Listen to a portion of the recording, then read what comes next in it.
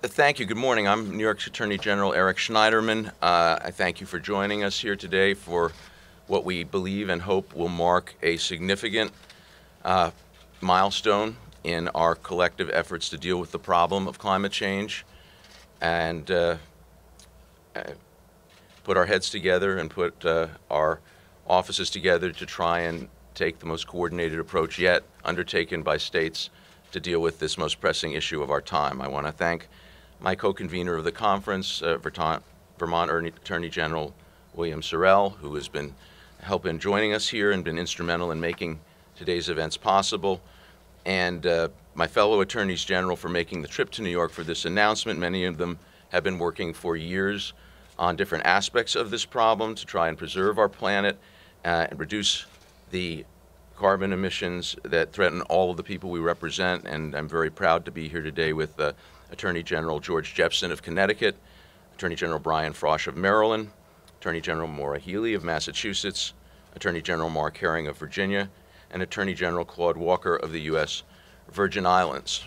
We also have staff representing other attorneys general from across the country, including Attorney General Kamala Harris of California, Matt Dehn of Delaware, Carl Racine of the District of Columbia, Lisa Madigan of Illinois, Tom Miller of Iowa, Janet Mills of Maine, Lori Swanson of Minnesota, Hector Balderas of New Mexico, Ellen Rosenblum of Oregon, Peter Kilmartin of Rhode Island, and Bob Ferguson of Washington. And finally, I want to extend my severe thanks to Vice President Al Gore for joining us. It has been almost 10 years since he galvanized the world's attention on climate change with his documentary, An Inconvenient Truth.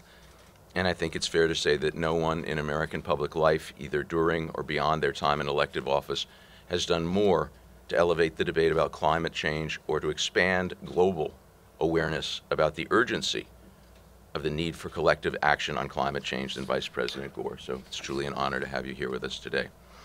So we've gathered here today for a conference, the first of its kind conference of attorneys general dedicated to coming up with creative ways to enforce laws being flouted by the fossil fuel industry and their allies in their short-sighted efforts to put profits above the interests of the American people and the integrity of our financial markets.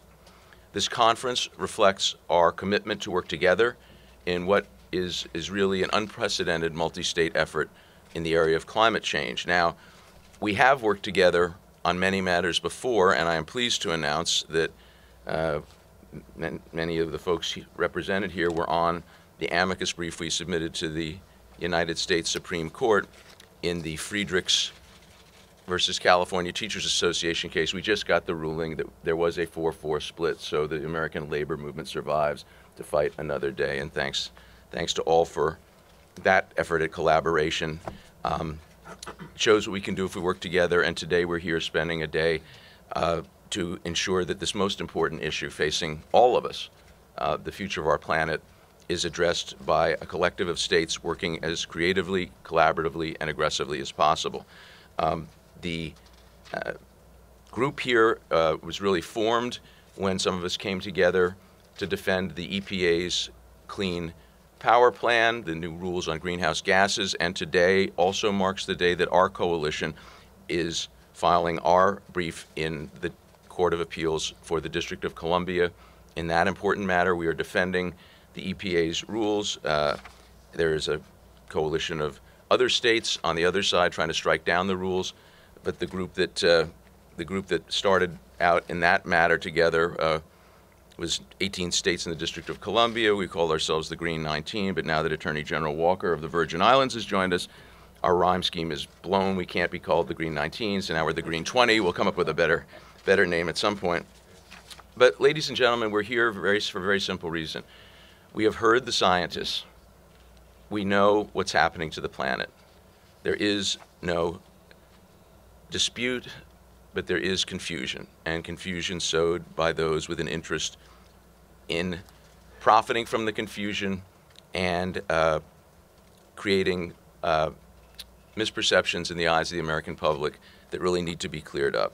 The U.S. Defense Department, no radical agency, recently called climate change an urgent and growing threat to our national security. We know that last month, February, was the furthest above normal from any month in history since 1880 when they started keeping meteorological records. The facts are evident. People have not, this is not a problem 10 years or 20 years in the future. People in New York who saw what happened with the additional storm surge with Superstorm Sandy, we know the water level in New York Harbor is almost a foot higher than it was. The New York State Department of Environmental Conservation, not some radical agency, predicts that if we continue at this pace, we'll have another 1.5 feet of water in New York Harbor. It'll go up by that much by 2050. So today, in the face of the gridlock in Washington, we are assembling a group of state actors to send the message that we are prepared to step into this breach. And one thing we hope all reasonable people can agree on is that every fossil fuel company has a responsibility to be honest with its investors and with the public about the financial and market risks posed by climate change. These are cornerstones of our securities and consumer protection laws.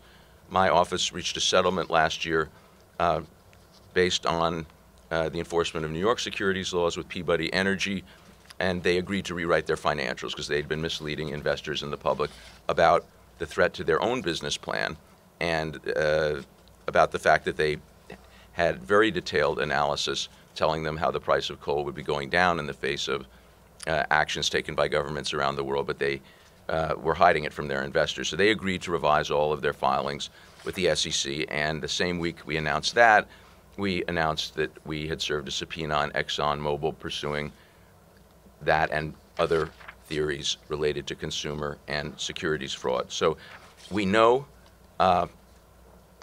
because of what's already out there in the public, that there are companies using the best climate science. They're using the best climate models so that when they spend shareholder dollars to raise their oil rigs, which they are doing, they know how fast the sea level is rising. Then they are drilling in places in the Arctic where they couldn't drill 20 years ago because of the ice sheets. They know how fast the ice sheets are receding. And yet they have told the public for years that there were no competent models. That was the specific term used by an Exxon executive not so long ago. No competent models to project climate patterns, including those in the Arctic. And we know that they paid millions of dollars to support organizations that put out propaganda denying that we can predict or measure the effects of fossil fuel on our climate, or even denying that climate change was happening. There have been those who have raised the question, aren't you interfering with people's First Amendment rights? The First Amendment, ladies and gentlemen, does not give you the right to commit fraud. And we are law enforcement officers. All of us do work. Every attorney general does work on fraud cases. And we are pursuing this as we would any other fraud matter. You have to tell the truth. You can't make misrepresentations of the kinds we've seen here. And the scope of the problem we're facing, the size of the corporate entities and their alliances and trade associations and other groups is massive, and it requires a multi-state effort. So I'm very honored that my colleagues are here today assembling with us. We know that in Washington, there are good people who want to do the right thing on climate change, but everyone from President Obama on down is under a relentless assault from well-funded, highly aggressive, and morally vacant forces that are trying to block every step by the federal government to take meaningful action. So today, we're sending a message that at least some of us, actually a lot of us, in state government are prepared to step into this battle with an unprecedented level of commitment and coordination. And I now want to turn it over to my great colleague, the co-convener of this conference, Vermont Attorney General William Sorrell. I'm pleased that the small state of Vermont joins with the big state of New York in working together to make this gathering today a reality. The truth is that states, large and small, have critical roles to play in addressing environmental quality issues.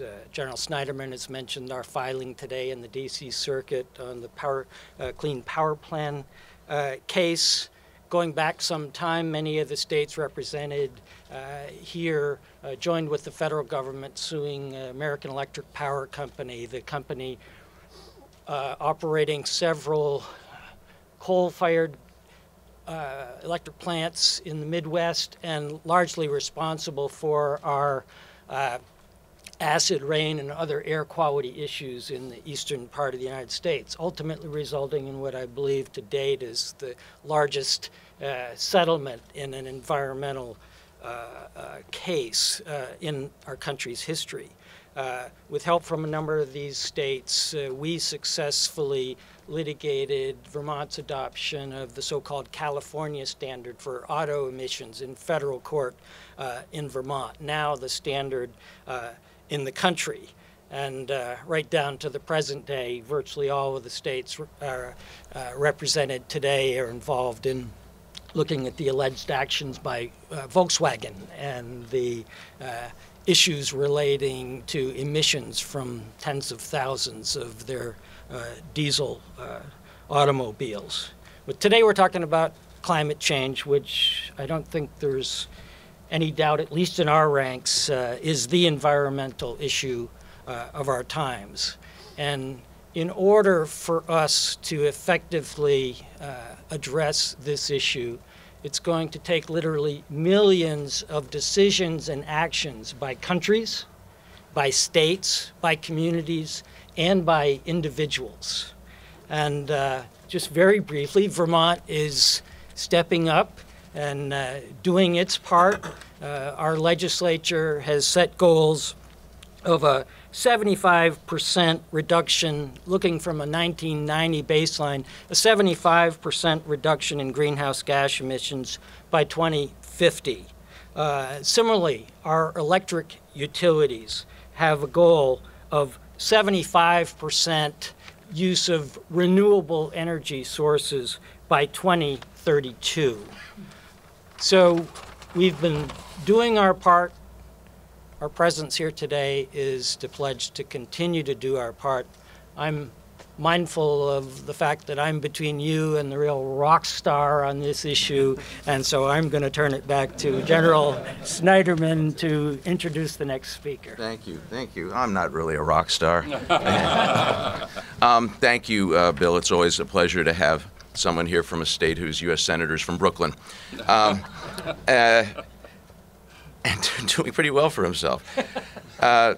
So Vice President Gore has a very busy schedule. He has been traveling internationally, raising the alarm, but also training climate change activists. He rearranged his schedule so he could be here with us today to meet with my colleagues and I, and there is no one who has done more for this cause, and it is a great pleasure to have him standing shoulder to shoulder with us as we embark on this new round in what we hope will be the beginning of the end of our addiction to fossil fuel and our degradation of the planet. Vice President Al Gore. Thank you very much, Eric. Thank you. Thank you very much. Thank you very much, Attorney General Schneiderman. It really and truly is an honor for me to join you and your colleagues here, Bill Sorrell of Vermont, Maura Healey of Massachusetts, Brian Frosch of Maryland, Mark Herring of Virginia, George Jepson of Colorado, and Claude Walker from the U.S. Virgin Islands, and the 10, let's see, 1, 2, 3, 4, 5, how many other, 10 other 11 other state attorneys general offices that were represented in the meetings that took place earlier prior to this press conference. I really believe that years from now, this convening by Attorney General Eric Schneiderman and his colleagues here today may well be looked back upon as a real turning point in the effort to hold to account those commercial interests that have been, according to the best available evidence, deceiving the American people communicating in a fraudulent way, both about the reality of the climate crisis and the dangers it poses to all of us, and committing fraud in their communications about the viability of renewable energy and efficiency and energy storage that together are posing this great competitive challenge to the long reliance on carbon-based fuels. So I congratulate you, Attorney General, and all of you, and to those Attorneys General who were so impressively represented in the meetings here. This is really, really important. I am a fan of what President Obama has been doing, particularly in his second term on the climate crisis. But it's important to recognize that in the federal system, the Congress has been sharply constraining the ability of the executive branch to fully perform its obligations under the Constitution to protect the American people against the kind of fraud that the evidence suggests is being committed by several of the fossil fuel companies, electric utilities burning coal, and the like. So what these attorneys general are doing is exceptionally important. I remember very well, and I'm not going to dwell on this analogy, but I remember very well from my days in the House and Senate and the White House, the long struggle against the fraudulent activities of the tobacco companies, trying to keep Americans addicted to the deadly habit of smoking cigarettes, and committing fraud to try to constantly hook each new generation of children to replenish their stock of customers who were dying off from smoking-related diseases. And it was a combined effort of the executive branch, and I'm proud that the Clinton-Gore administration played a role in that, but it was a combined effort in which the state attorneys general played the crucial role in securing a historic victory for public health. From the time the tobacco companies were first found out, as evidenced by the historic Attorney General's report of 1964, it took 40 years for them to be held to account under the law. We do not have 40 years to continue suffering the consequences of the fraud allegedly being committed by the fossil fuel companies where climate change is concerned. In brief, there are only 3 questions left to be answered about the climate crisis. The first one is, must we change? Do we really have to change? We rely on fossil fuels for more than 80% of all the energy our world uses. In burning it, we've reduced poverty and raised standards of living and built this elaborate global civilization, and it looks like it'll be hard to change. So naturally, people wonder, do we really have to change? The scientific community has been all but unanimous for a long time now, but now Mother Nature and the laws of physics, harder to ignore than scientists, are making it abundantly clear that we have to change. We're putting 110 million tons of man-made heat-trapping global warming pollution into the thin shell of atmosphere surrounding our planet every day, as if it's an open sewer. And the cumulative amount of that man-made global warming pollution now traps as much extra heat energy in the Earth's system as would be released by 400,000 Hiroshima-class atomic bombs exploding every 24 hours on the surface of our planet. It's a big planet, but that's a lot of energy. And it is the reason why temperatures are breaking records almost every year now. 2015 was the hottest year measured since instruments have been used to measure temperature. 2014 was the second hottest. 14 of the 15 hottest have been in the last 15 years.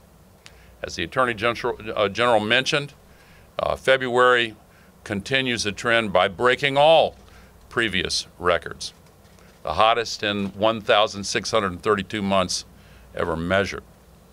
Last December 29th, the same unnatural global warming fuel storm system that created record floods in the Midwest went on up to the Arctic, and December 29th, smack in the middle of the polar winter night at the North Pole, temperatures were driven up 50 degrees above the freezing point. So the North Pole started thawing in the middle of the winter night.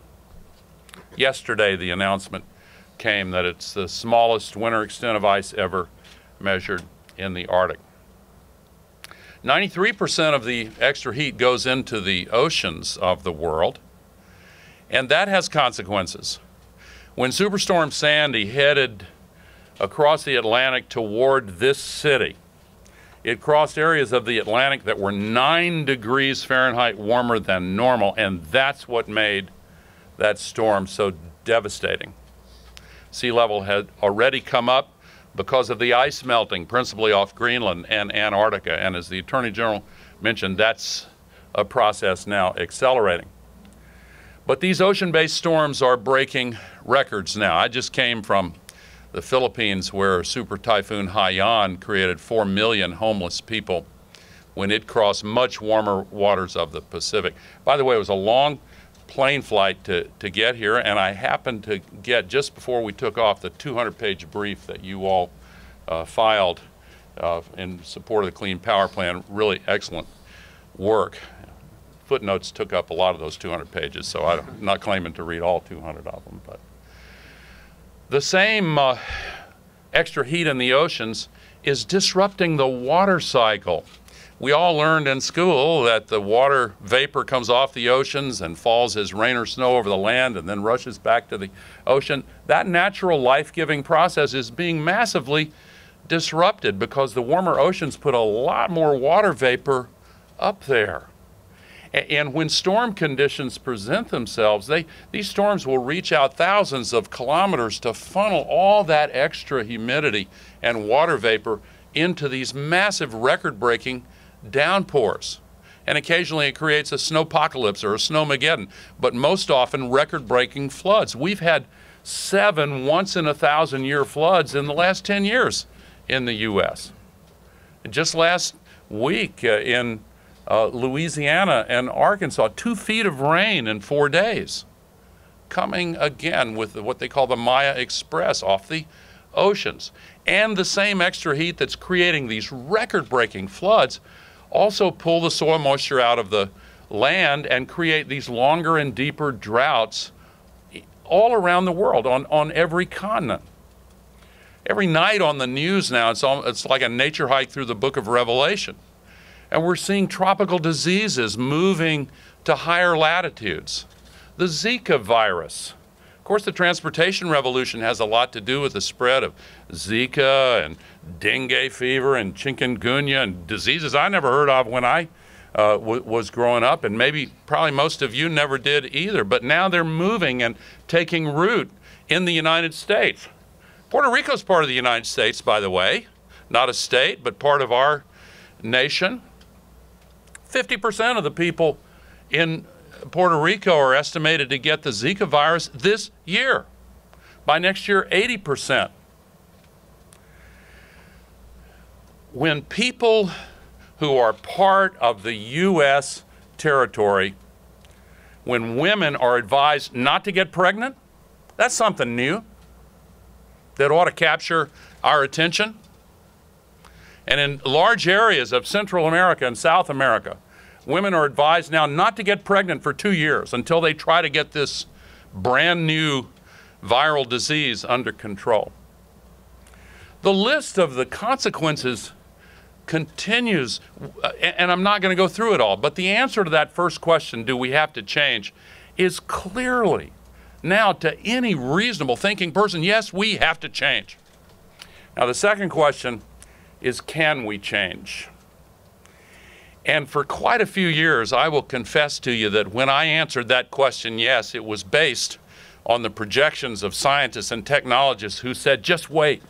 We're seeing these exponential curves just begin. Solar's gonna win. Wind power is gonna get way cheaper. Batteries are gonna have their day. We're gonna see much better efficiency. Well, now we're seeing these exponential curves really shoot up dramatically. Almost 75% of all the new investment in the U.S. in new generating capacity last year was in solar and wind. More than half worldwide. We're seeing coal companies go bankrupt on a regular basis now.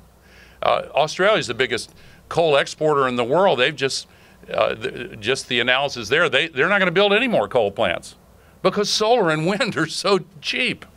And we're seeing this happen all around the world. But there is an effort in the U.S. to slow this down and to bring it to a halt, because part of the group that, again, according to the best available evidence, has been committing fraud in trying to convince people that the climate crisis is not real, are now trying to convince people that renewable energy is not a viable option. And worse than that, they're using their combined political and lobbying efforts to put taxes on solar panels and jigger with the laws to require that installers have to know the serial number of every single part that they're using to put on a rooftop of somebody's house, and a whole series of other phony requirements, unneeded requirements that are simply for the purpose of trying to slow down this renewable revolution. In the opinion of many who have looked at this pattern of misbehavior and what certainly looks like fraud, they are violating the law. If the Congress would actually work, our democracy's been hacked, and that's another story, not the subject of this press conference, but if the Congress really would allow the executive branch of the federal government to work, then maybe this would be taken care of at the federal level. But these brave men and women, who are the attorneys general of the states represented in this historic coalition, are doing their job. And just as many of them did in the tobacco example, they are now giving us real hope that the answer to that third question, will we change, is going to be yes. Because those who are using unfair and illegal means to try to prevent the change are likely now, finally, at long last, to be held to account. And that will remove the last barriers to allow the American people to move forward and to redeem the promise of our president and our country in the historic meeting in Paris last December, where the United States led the global coalition to form the first global agreement that is truly comprehensive. If the United States were to falter and stop leading the way, then there would be no other leader for the global effort to solve this crisis. By taking the action these attorneys general are taking today, it is the best, most hopeful step I can remember in a long time that we will make the changes that are necessary. So I'll conclude my part in this by once again saying congratulations to these public servants for the historic step they're taking today, and on behalf of many people who I think would say it's all right for me to speak for them, I'd like to say thank you.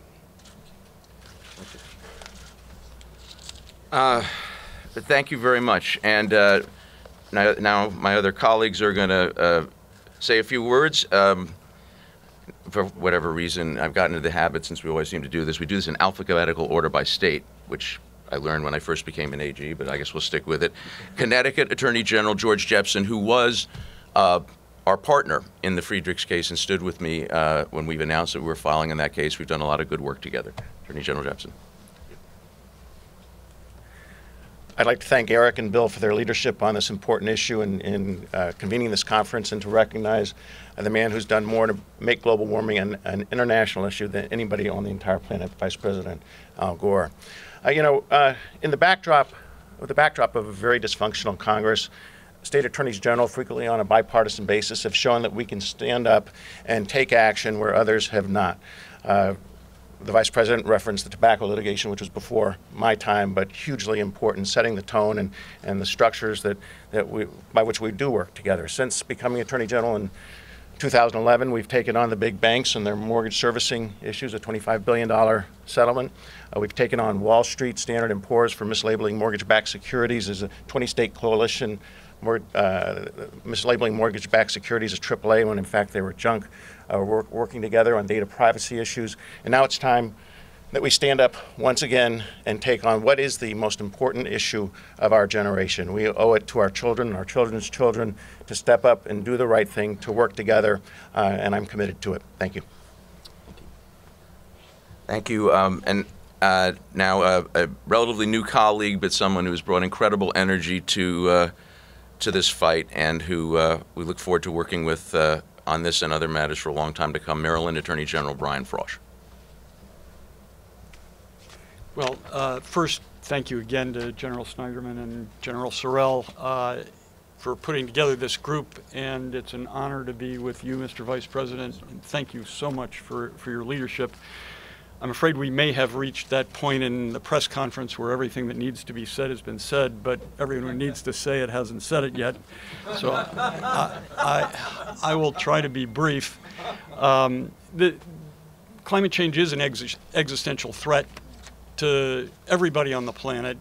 Maryland is exceptionally vulnerable to it. The Chesapeake Bay bisects our state. It defines us geographically, culturally, historically. We have as much tidal shoreline as states as large as California. We have islands in the Chesapeake Bay that are disappearing. We have our capital, Annapolis, which is also the nuisance flood capital of the United States. It's underwater way, way, way too often. It's extraordinarily important that we address the problem of climate change. I'm grateful to General Sorrell and General Schneiderman for putting together this coalition of the willing. I'm proud to be a part of it in addressing and supporting the President's Clean Power Plan. What we want from ExxonMobil and Peabody and ALEC is very simple. We want them to tell the truth. We want them to tell the truth so that we can get down to the business of stopping climate change and of healing the world. I think that as Attorneys General, as the Vice President said, we have a unique ability to help bring that about, and I'm very glad to be part of it. Thank you. And another great colleague who has done extraordinary work before and since becoming Attorney General, working with our office on incredibly important civil rights issues, financial fraud issues, Massachusetts Attorney General Maura Healey. Thank you very much, General Schneiderman. Thank you, General Schneiderman and General Sorrell, for your leadership on this issue. It's an honor for me to be able to stand here today with you, with our colleagues, and certainly with the Vice President, who today, I think, put most eloquently just how important this is, this commitment that we make. Thank you for your leadership. Thank you for your continuing education. Thank you for your inspiration and your affirmation. You know, as Attorneys General, we have a lot on our plates. Addressing the epidemics of opiate abuse, gun violence, protecting the economic security and well-being of families across this country. All of these issues are so important. But make no mistake about it. In my view, there's nothing we need to worry about more than climate change. It's incredibly serious when you think about the human and the economic consequences, and indeed the fact that this threatens the very existence of our planet. Nothing is more important. Not only must we act, we have a moral obligation to act. That is why we are here today. The science, we do believe in science. We're lawyers, we believe in facts, we believe in information, and as was said, this is about facts and information and transparency. We know from the science and we know from experience the very real consequences of our failure to address this issue. Climate change is and has been for many years a matter of extreme urgency. But unfortunately, It is only recently that this problem has begun to be met with equally urgent action. Part of the problem has been one of public perception, and it appears certainly that certain companies, certain industries may not have told the whole story, leading many to doubt whether climate change is real and to misunderstand and misapprehend the catastrophic nature of its impacts. Fossil fuel companies that deceived investors and consumers about the dangers of climate change should be, must be held accountable. That's why I too have joined in investigating the practices of ExxonMobil. We can all see today the troubling disconnect between what Exxon knew, what industry folks knew, and what the company and industry chose to share with investors and with the American public. We're here before you, all committed to combating climate change and to holding accountable those who have misled the public. The states represented here today have long been working hard to sound the alarm, to put smart policies in place, to speed our transition to a clean energy future, and to stop power plants from emitting millions of tons of dangerous global warming pollution into our air. I will tell you, in Massachusetts, that's been a very good thing. Our economy has grown while we've reduced greenhouse gas emissions and boosted clean power and efficiency. We're home to a state with an $11 billion clean energy industry that employs nearly 100,000 people. Last year, clean energy accounted for 15% of New England's power production. Our energy efficiency programs have delivered $12.5 billion in benefits since 2008 and are expected to provide another $8 billion over the next 3 years. For the past 5 years, Massachusetts has also been ranked #1 in the country for energy efficiency. So we know what's possible, we know what progress looks like, but none of us can do it alone. That's why we're here today. We have much work to do, but when we act and we act together, we know we can accomplish much. By quick, aggressive action, educating the public, holding accountable those who have needed to be held accountable for far too long, I know we will do what we need to do to address climate change and to work for a better future. So I thank A.G. Schneiderman for gathering us here today and for my fellow attorneys generals and their continued effort in this important fight. Thank you. Thank you. Thank you. And now another great colleague who speaks as eloquently as anyone I've heard about what's happening to his state, and a true hero of standing up in a place where it's maybe not quite as politically easy as it is to do it in Manhattan, but someone who is a true aggressive progressive and a great Attorney General, Mark Herring from Virginia. Thank you, Eric. Good afternoon. In Virginia, climate change isn't some theoretical issue. It's real, and we are already dealing with its consequences. Hampton Roads, which is a coastal region in Virginia, is our second most populated region, our second biggest economy, and the country's second most vulnerable area as sea levels rise. The area has the 10th most valuable assets in the world threatened by sea level rise. In the last 85 years, the relative sea level in Hampton Roads has risen 14 inches. That's well over a foot in just the last century. Some projections say that we can expect an additional 2 to 5 feet of relative sea level rise by the end of this century, and that would literally change the face of our state. It would cripple our economy, and it could threaten our national security as Norfolk Naval, the world's largest naval base, is impacted. Nuisance flooding that has increased in frequency will become the norm. They call it blue sky flooding. Storm surges from tropical systems will threaten more homes, businesses, and residents. And even away from the coast, Virginians are expected to feel the impact of climate change as severe weather becomes more dangerous and frequent. Just a few weeks ago, we had a highly unusual February outbreak of tornadoes in the Commonwealth that was very damaging and unfortunately deadly. Farming and forestry is our #1 industry in Virginia. It's a $70 billion industry in Virginia that supports around 400,000 jobs, and it's going to get more difficult and expensive. And the Commonwealth of Virginia, local governments, and the Navy are already spending millions to build more resilient infrastructure, with millions and millions more on the horizon. To replace just one pier at Norfolk Naval is about $35 to $40 million, and there are 14 piers. So that would be around $500 million right there. As a Commonwealth and a nation, we can't put our heads in the sand. We must act, and that is what today is about. I'm proud to have Virginia included in this first-of-its-kind coalition, which recognizes the reality and the pressing threat of man-made climate change and sea level rise. This group is already standing together to defend the Clean Power Plan, an ambitious and achievable plan to enjoy the health, economic, and environmental benefits of cleaner air and cleaner energy. But there may be other opportunities, and that's why I've come all the way from Virginia. I am looking forward to exploring ideas and opportunities to partner and collaborate. If there are enforcement actions we need to be taking, if there are legal cases we need to be involved in, if there are statutory or regulatory barriers to growing our clean energy sectors.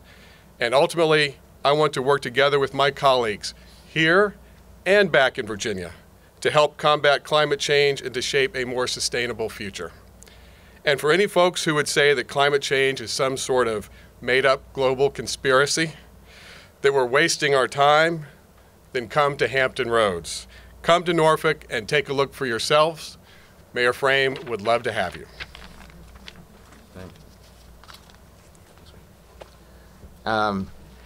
And our closer, another great colleague who has traveled far but come with tremendous energy to this cause and is an inspiration to us all, U.S. Virgin Islands Attorney General Claude Walker.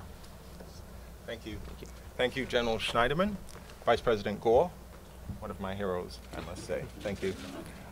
Yeah, I've come far to New York to be a part of this because in the Virgin Islands and Puerto Rico, we experience the effects of global warming. We see an increase in the coral bleaching.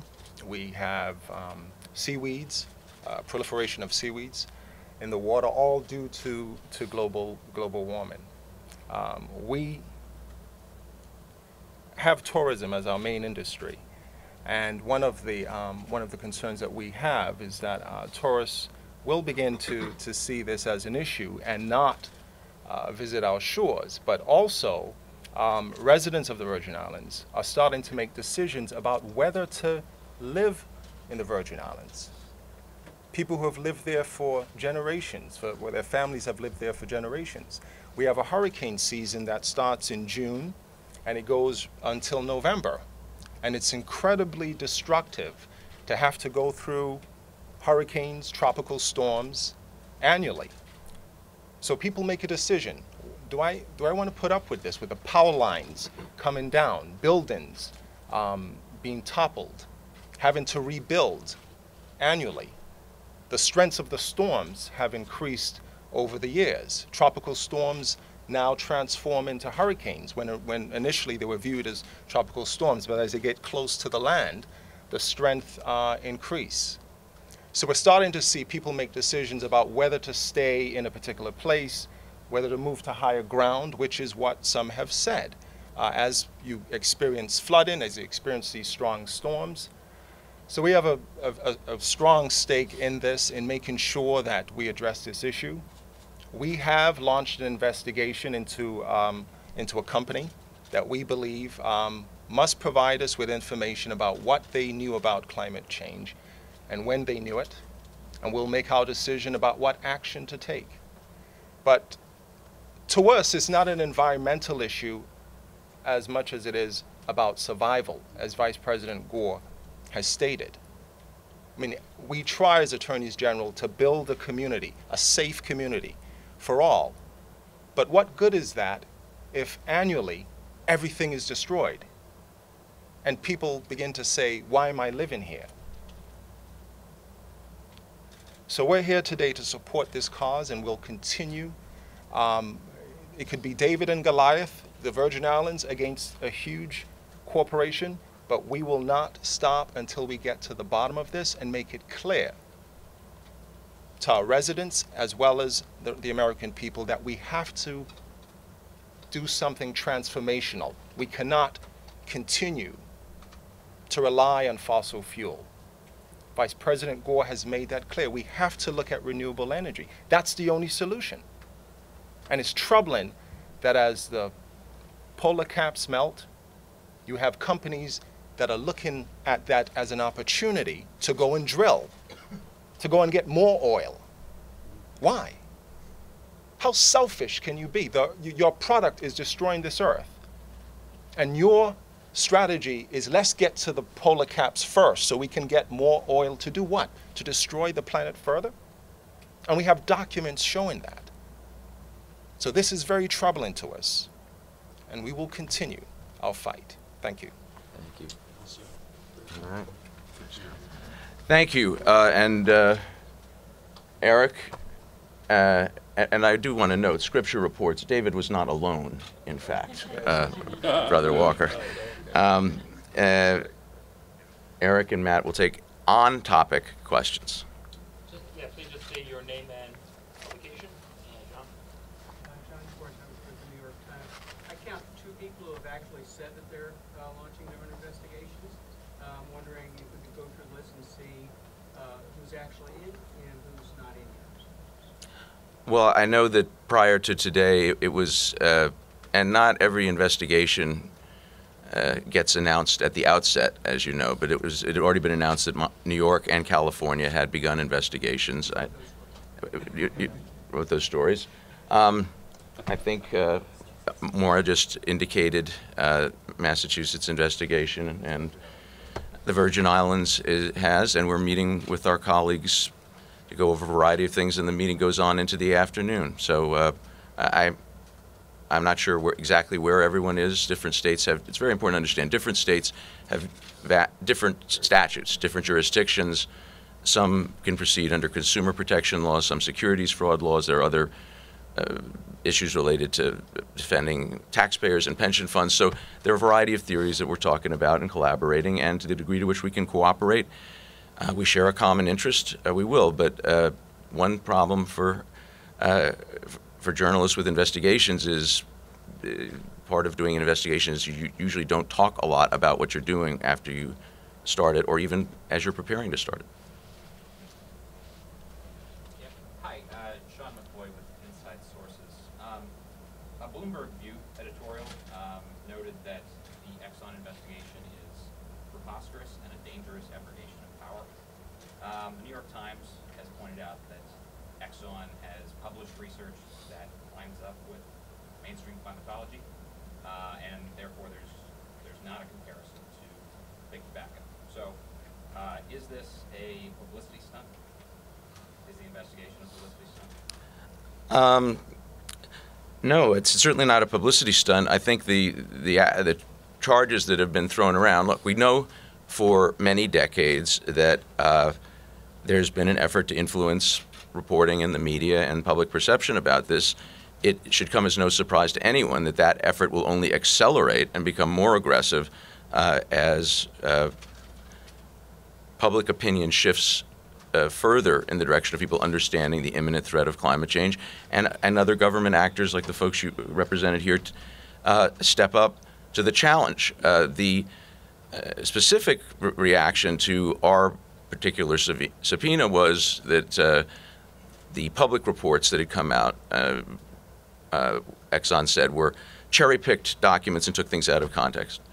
We believe they should welcome our investigation because, unlike journalists, we will get every document and we will be able to put them in context. So I'm sure they'll be pleased that we're going to get everything out there and see what they knew, when they knew it, what they said, and what they might have said.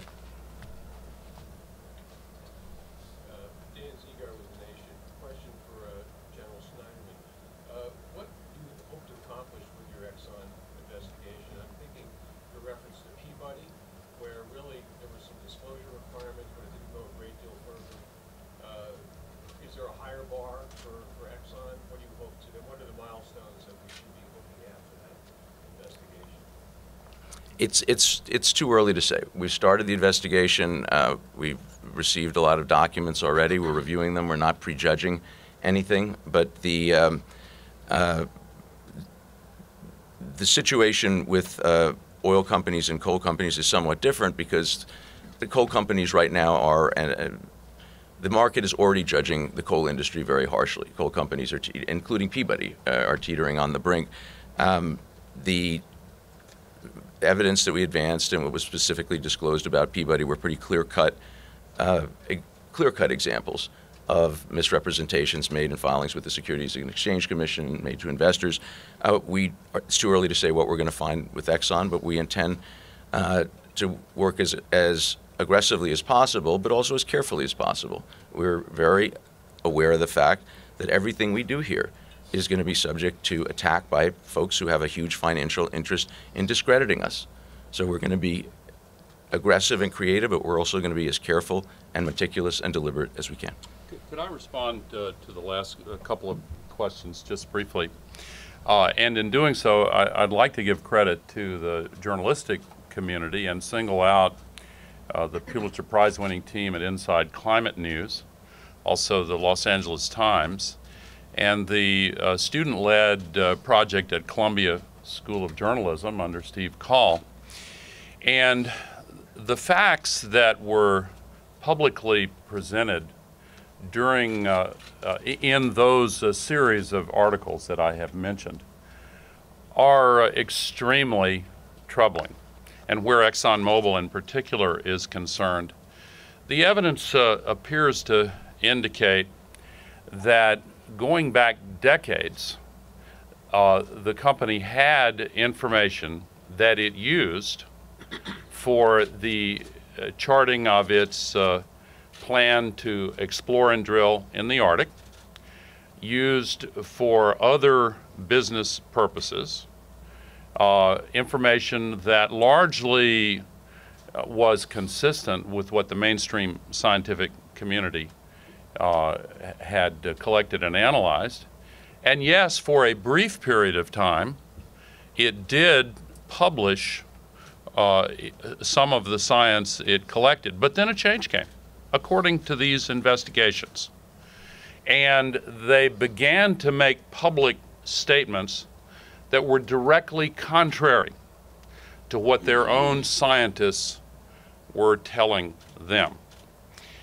Secondly, where the analogy to the tobacco industry is concerned, they began giving grants, according to the evidence collected, to groups that specialize in climate denial, groups that put out information purposely designed to confuse the public into believing that the climate crisis was not real.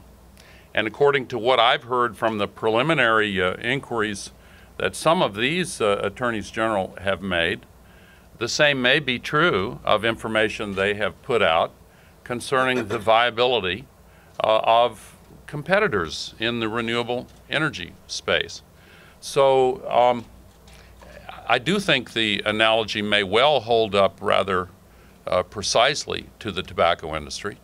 Indeed, the evidence indicates that I've seen and that these journalists have collected, including the distinguished historian of science at Harvard, Naomi Oreskes, who wrote the book, The Merchants of Doubt, with her co-author, that they hired several of the very same public relations agents that had perfected this fraudulent and deceitful craft working for the tobacco companies.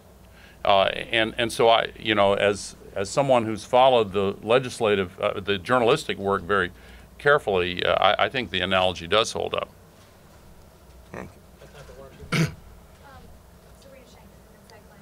Along the lines of talking about that analogy, from a legal framework, can you talk about the comparisons and the similarities and differences between this case, potential case, and that of big tobacco? Well, we're at the early stages of the case. We are not prejudging the evidence. We've seen some things that have been published by you and others but it is our obligation to take a look at the underlying documentation and to get at all the evidence. And we do that in the context of an investigation where we will not be talking about every document we uncover. It's going to take some time, but that's another reason why working together collectively is so important. And we are here today because we're all committed to pursuing what you might call an all-levers approach. Every state has different laws, different statutes, different ways of going about this. The bottom line is simple. Climate change is real. It is a threat to all the people we represent. If there are companies, whether they're utilities or they're fossil fuel companies, committing fraud in an effort to maximize their short-term profits at the expense of the people we represent, we want to find out about it, we want to expose it, and we want to pursue them to the fullest extent of the law. Last one. Storms, floods, sea level rise, they're all going to continue to destroy property, and the taxpayers have been... What's your name and... Oh, sorry. Matthew Horowitz from Vice. Taxpayers have been on the hook to pay for these damages as part of the National Flood Insurance Plan. So if fossil fuel companies are proven to have committed fraud, will they be held financially responsible for any sorts of damages? Again, it's early to say, but certainly financial damages are one important aspect of this. But and it is tremendously important. And taxpayers has been discussed by my colleagues. We're already paying billions and billions of dollars to deal with the consequences of climate change, and that would be one aspect of the relief we're seeing. It's far too early to say, but this is not a situation where financial damages alone can deal with the problem. We have to change conduct. And as the Vice President indicated, other places in the world are moving more rapidly towards renewables. There is an effort to slow that process down in the United States. We have to get back on that path if we're going to save the planet, and that's ultimately what we're here for. And we're out of time, unfortunately. Thank you all for coming. Thank you.